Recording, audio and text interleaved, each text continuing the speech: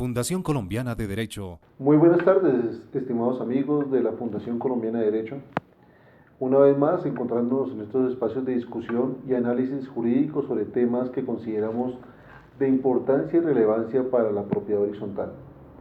Esta tarde nos hemos propuesto el tema de cobranza y recuperación de cartera morosa. Este es un tema que ustedes mismos nos han propuesto a través de nuestras redes sociales, porque consideran que debe ser de interés general y porque es quizás uno de los problemas que con mayor frecuencia se presenta al interior de las copropiedades.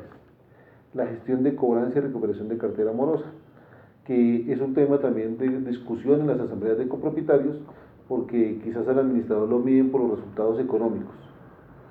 Esta tarde, pues la verdad consideramos que debemos de hacer aclaración sobre varios aspectos. En primer lugar, me voy a referir al tema de la cobranza de cartera prejurídica, es decir, la que no se lleva a cabo a través de un proceso judicial, sino de la gestión extrajudicial. Lo primero que es conveniente señalar es que el administrador de la propiedad horizontal, de acuerdo con el artículo 51 de la Ley 675, es el gestor de cobranza de cartera morosa. Es a él a quien le corresponde recaudar los dineros en forma oportuna para que, pues sencillamente, los copropietarios, a través de él o las cuentas bancarias, como tengan dispuestas en la copropiedad, hagan los pagos o abonos en forma oportuna. Pero la pregunta es, ¿qué sucede cuando los copropietarios o los tenedores a cualquier título, porque recuerde que también son deudores solidarios, como dice el artículo 29, no cancelan, no pagan oportunamente las cuotas de administración? Entonces, lo primero que debemos decir es que el administrador de la propiedad horizontal debe adelantar todas las gestiones de cobro en forma oportuna, debe de realizar los cobros de manera prejurídica, si se quiere, enviando las comunicaciones correspondientes. También nuestra Corte Constitucional, en varias de las sentencias, ha analizado el tema de la cobranza prejurídica y de la restricción de los bienes comunes a los deudores morosos. Hay varias sentencias, entre ellas la sentencia T630 del año 99. Tenemos también una sentencia de unificación por allá del año 2001, donde nos dice que es válido adelantar varias gestiones de cobranza prejurídica y de restricción de bienes comunes a los deudores morosos. De manera de ejemplo, suspender el servicio de parqueaderos comunales, sean estos o no de uso exclusivo, es perfectamente válido. También suspender el servicio de piscinas, gimnasios, salones sociales, también es perfectamente válido. Como también la Asamblea podría adoptar eventualmente algún tipo de cobro diferencial para las personas que se encuentran en el día y las personas que se encuentran en mora. ¿Qué quiere decir esto? Hay copropiedades donde de pronto el salón social tiene algún cobro por la hora o por las horas que se usen, entonces podrían definir una tarifa diferencial. Para los que de pronto están al día, podrían pagar una tarifa y los que estén en mora podrían pagar el doble, o mejor, todo el mundo paga la misma tarifa, pero a los que estén al día se les puede hacer un descuento especial por estar al día. Esto de alguna forma marcaría la diferencia entre estar en mora y estar al día con la copropiedad. Pero un tema que me parece a mí interesante de analizar es los gastos o los cobros, los honorarios que se le cobran a los deudores morosos por la gestión de cobranza prejurídica. Es muy frecuente las controversias que se presentan entre el deudor moroso y la copropiedad, o incluso las firmas de cobranzas contratadas por la copropiedad con ocasión del cobro de esos honorarios. ¿Quién los debe pagar? ¿Los debe pagar el deudor? ¿Los debe pagar la copropiedad? ¿Esos honorarios de cuántos son? ¿Del 10%, del 20%, del 5%? Entonces, yo me voy a centrar por ahora en esta primera parte en hablar de la cobranza prejurídica de cartera morosa y en especial de los costos que conlleva esa cobranza extrajudicial.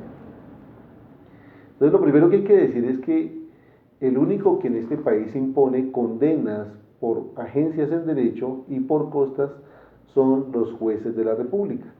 Es decir, los particulares no tenemos la facultad de imponerle condenas a los otros.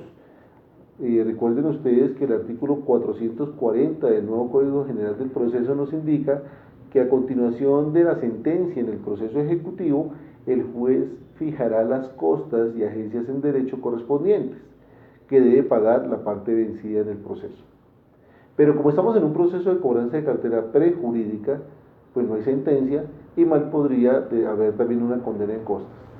Entonces, lo primero que hay que decir acá es que si en la cobranza de cartera prejurídica las partes convienen que el deudor moroso, y cuando me refiero a las partes me refiero al acreedor con propiedad horizontal y la otra parte es el deudor moroso.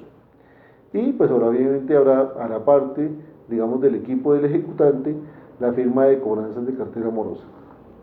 Si las partes convienen que el deudor moroso pague algún valor por concepto de la gestión de cobranza de cartera morosa, ejemplo, un 10%, un 5%, y lo dejan documentado en un acuerdo de pago, en un acuerdo de transacción, eso es perfectamente válido, eso es perfectamente oponible, porque el deudor moroso se está obligando, él mismo está aceptando ese cobro del 5, del 10 o del 20%, dependiendo de cada caso, y digamos que de alguna forma ese contrato o acto jurídico es perfectamente válido para las partes y obviamente obliga al deudor, como nos dice el artículo 1602 del Código Civil colombiano.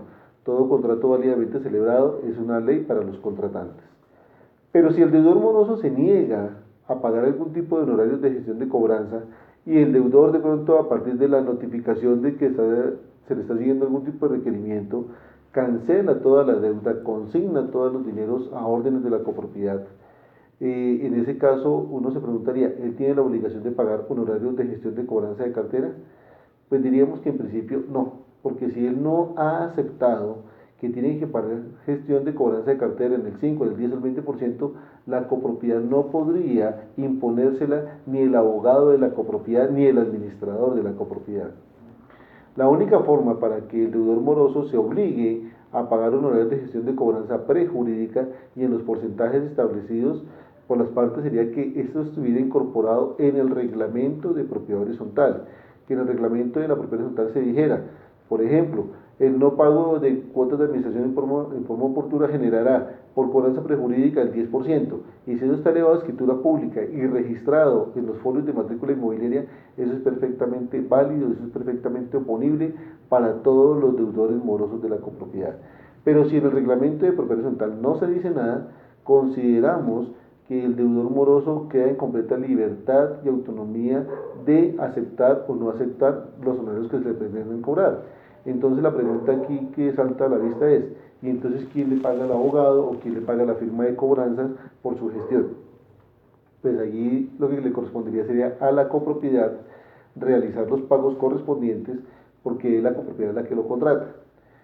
Si bien es cierto, el Código Civil colombiano, por a partir de los artículos 1628 y subsiguientes, nos habla sobre el pago y nos dice que todos los gastos que conlleve el cobro de la cartera corresponden al deudor, eso no puede ser interpretado de que caprichosamente el acreedor le puede imponer los cobros que él quiera.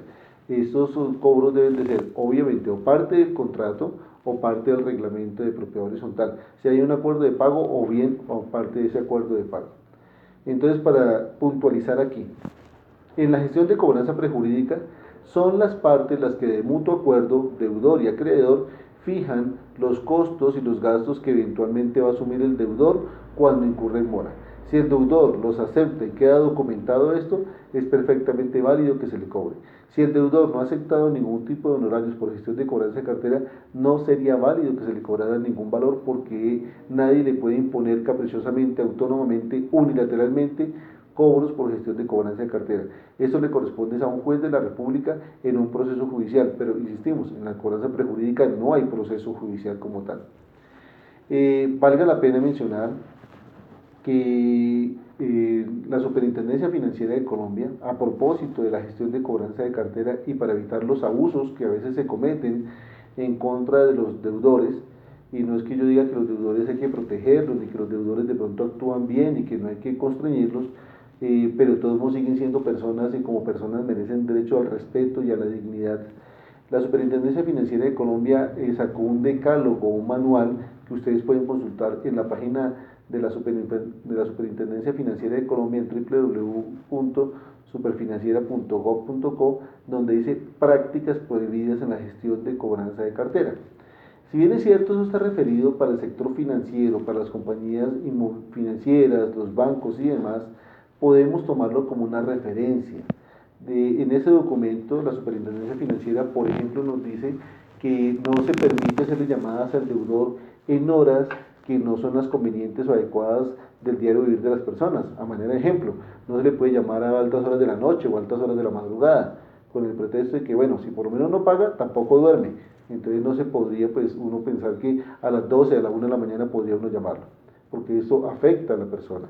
Tampoco se le pueden hacer llamadas, contratos desobligantes, grotescos, palabras de pronto que ofensivas, sino la gestión de cobranza debe ser de alguna forma transparente, tranquila, en horarios hábiles, y al deudor pues obviamente se le debe invitar a negociar, a cobrar.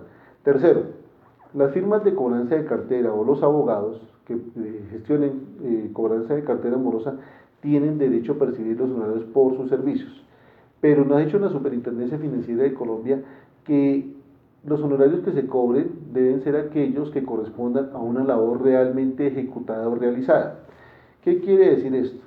Que mal puede un abogado, porque de pronto una copropiedad le firme un contrato hoy para que le cobre la cartera morosa, y de suerte mañana llega un deudor moroso de ese listado y quiere pagar todas sus deudas, entonces la copropiedad no le podría decir, no le podemos recibir porque eso ya lo tiene un abogado. Y si llaman al abogado, el abogado dice, sí, me tienen que pagar el 10 o el 20%, pero el 10 o el 20% por concepto de que si no ha hecho nada. Entonces la superintendencia nos dice, los valores que se cobren por gestión de cobranza de cartera deben obedecer a una gestión realizada. A manera de ejemplo, si se hicieron llamadas, se hicieron telegramas, se hicieron conciliaciones, se hicieron citas, yo pienso que le corresponde al abogado cobrar. Entonces es muy conveniente que en esos contratos que usualmente se suelen hacer con esas firmas se establezcan unos montos de gestión, digamos el 5% por una llamada o un telegrama, el 10% por un acuerdo de pago, el 20% en el proceso ejecutivo, en fin, entre más gestión, pues más honorarios, pero no es conveniente que se diga que va a pagar el 10 o el 20% simplemente porque se le entregó la gestión de cobranza de cartera al abogado así de pleno derecho.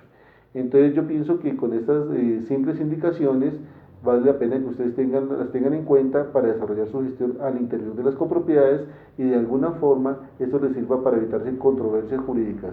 En otro video seguiremos desarrollando el tema de la cobranza por vía judicial. Recuerden que nos pueden seguir a través de las redes sociales y pues a través de nuestra página de internet www.colombianaderecho.org. Muchas gracias y una feliz tarde.